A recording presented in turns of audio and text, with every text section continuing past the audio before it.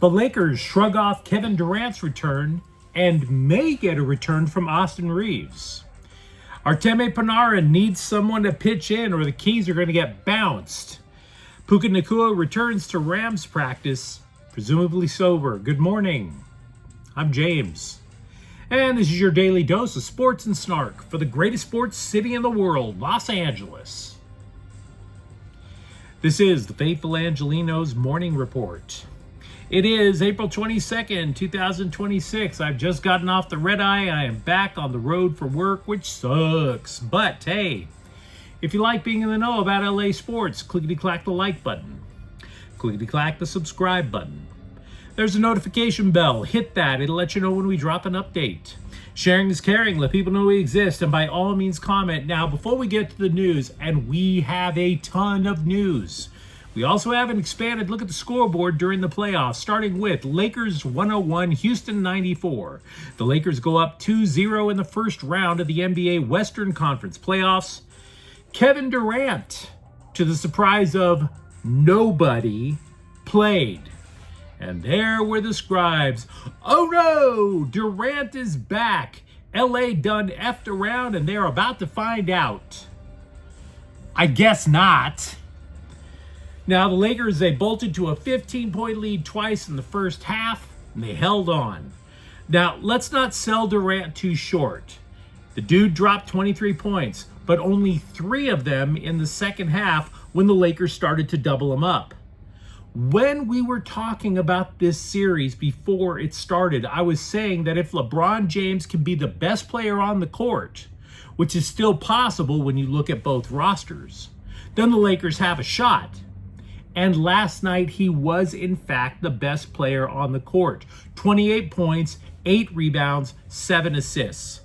Then you have Luke Kennard, who matched Durant's 23, which is hilarious. Because for years, the scribes were telling us, oh, LeBron James is even much more dangerous when he plays alongside an outside shooter. And yet, going into this series, they completely forgot their own intel. Because here's a shocker. Kennard is an outside shooter, an elite one at that, and they forgot all about him. By the way, Marcus Smart looks like he's having a ton of fun out there now that he's back in the playoffs. He dropped 25 points. And oh, by the way, Houston has been held to fewer than 100 points in both games so far because, just like we discussed, they have no half-court offense to speak of. And now they have to win 4 of the next 5 games or they're done. Game 3 is in Houston on Friday, which means, yes, there's another 2-day break, which actually helps the Lakers more. ESPN is reporting that the Lakers' second leading scorer, Austin Reaves, is further along in his rehab from an oblique strain than Luka Doncic is in his recovery. And Reaves could return if the series goes long enough.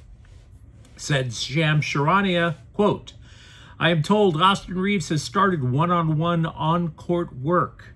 The next step for him is to continue to go through the progression of 3-on-3, 5-on-5, unquote. Now, this is not an assurance that Reaves is going to be playing in a theoretical Game 7. But I will tell you this. The timeline for a month-long recovery coincides with the time frame of a Game 7. If you're a Laker fan, of course, let me know what you think in the comments thread. Big night out at crypto.com. Colorado 2, Kings 1 in overtime. Absolutely heartbreaking. Colorado now goes up 2-0 in the series. Artemi Panarin scored the opening goal, but the Kings need somebody, anybody, to find the net as well. He's the only guy who has scored for LA in the entire damn series so far. And by the way, both of his goals came on the power play, which suggests that they might be a little bit too passive when it's 5-on-5. Nicholas Roy scored the game winner for Colorado. The Avs came out to hit just as much as the Kings. Honestly, I think that plays into the Kings' game plan. When you're the underdog, you have to muck it up. You have to play chippy. And that's exactly what they're doing. Now, the Kings stayed disciplined. The game stayed scoreless through more than 2 periods. But again, not enough, because only one guy is scoring. Game 3 is Thursday in LA. Scum Francisco 3, Dodgers 1. Let the panic porn commence about the Dodgers. They have lost 3 of their last 4. Oh no, look outside the window, the sky be fallen. Or maybe not. Hyseong Kim drove in the only Dodger run. Meanwhile, today the Dodgers stay at Scum Francisco at 6:45. Shohei Ohtani will pitch against Tyler Mahle. It is Galaxy Game Day. They are in Columbus. It starts at 4:30.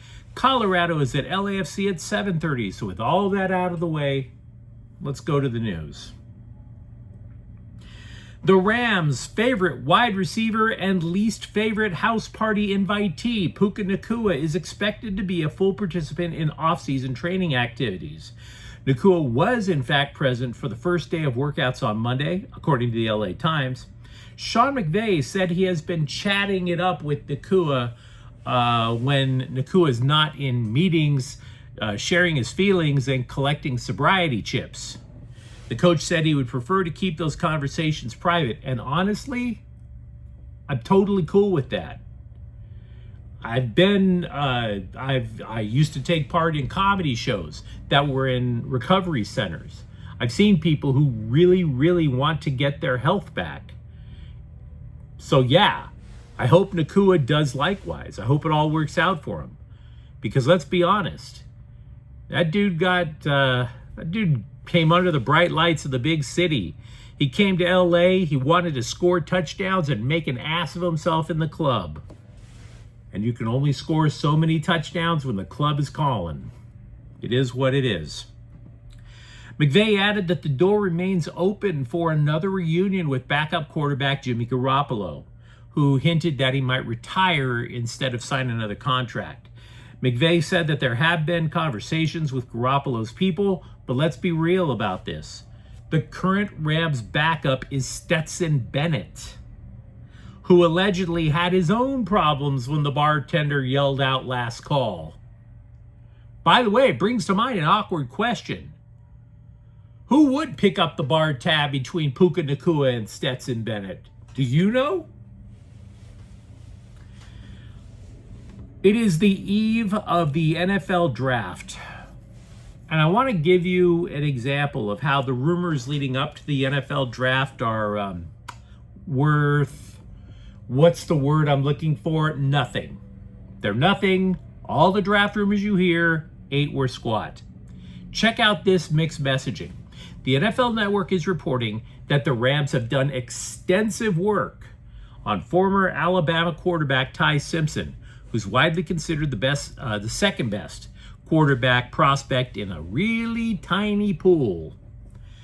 They're also allegedly looking at ex-LSU quarterback Garrett Nussmeier, who's more of a day 2 guy. Simpson, of course, considered late first round. So you have the Rams at 13. That would argue maybe trading back, right? Then you could either land Simpson or Nussmeier. That's one story. Meanwhile, there are other scribes who insist that their sources are telling them the Rams want to trade up for the best wide receiver that they can get their hands on. Do you see how cockamamie these draft rumors are? Right? Now, the Rams have a pick in each of the first 3 rounds, and then you won't hear from them again until the 6th. But yeah, a lot of Rams news to discuss. Dave Roberts was asked who would close the game with Edwin Diaz out due to elbow surgery. Quote, "If I had to guess, I would probably say Tanner Scott, and that could change. I honestly don't know. I mean, Tanner can pitch in the 7th tonight, and Blake Trinan can get the save. It's kind of day to day. It really is," unquote. The LA Daily News, meanwhile, reported Blake Snell began a rehab assignment with Single A Ontario. The idea is he'll make 3 or 4 starts with the Tower Buzzers before the Dodgers have to make a decision. Freddie Freeman was fruitful and multiplied. And after welcoming a new rugrat into the world, he returned to the Dodgers from paternity leave. Ryan Ward was sent back to the AAA Midwest manure pit as a result. Interesting little note from USC football. Offensive line coach Zach Hansen said that despite all 5 starters from last year's team returning, there's going to be changes. Tobias Raymond has spent the majority of his snaps during his collegiate career at tackle, but he will be, quote, pinned down on the inside, Hansen told the LA Times. Now, he didn't specify if that meant center or guard, right? But if I were you, the bet appears to be center. Raymond was seen snapping the ball during spring practice. Moreover, guard Alani Noah is an NFL prospect, so he's not surrendering his spot to Raymond. That's not happening. What happens to Killian O'Connor is anybody's guess.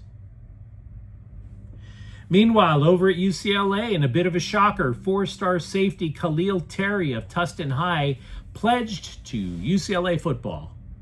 Now, what makes it shocking is that he flipped his commitment from Notre Dame. I mean, sure, Notre Dame runs away from a lot of teams, but they are still a college football playoff hopeful. UCLA, not so much. Either way, Terry is the 8th recruit to join the Bruins class of 2027. But here's something that I found even just as interesting. You may recall it took years over at USC for Lincoln Riley to recruit in his own backyard. Bob Chesney got the memo. Terry is UCLA's 5th recruit from Southern California. Dude is a quick learner. USC basketball power forward Jacob Kofi will return next year. He's 6'10", but compared with the rest of the Trojans' incoming front line, that dude looks like Peter Dinklage by comparison.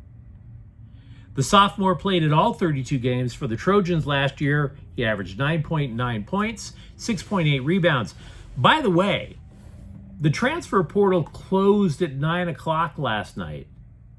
Now, I make no bones about where my fan allegiance lies. I always admit to everybody that I actually prefer USC sports over UCLA.